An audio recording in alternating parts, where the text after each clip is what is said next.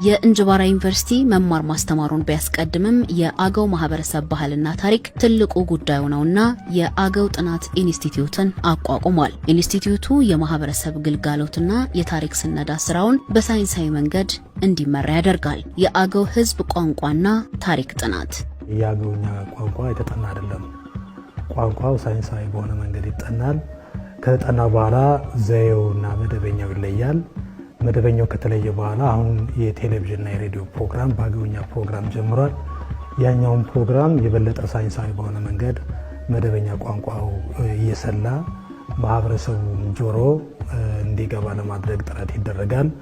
ከዛ በኋላ ደግሞ ቀስ በቀስ ደረጃ በደረጃ የሥራ ቋንቋ በከፊል የሥራ ቋንቋ መሆን የሚችልበት ደረጃ ላይ እንዲደርስ የራሱን ስራ እንሰራለን። የአገው ታሪክ እዛም እዚህም ያለ ነው። የተበላለ ድብልቅልቅ የወጣ ነው።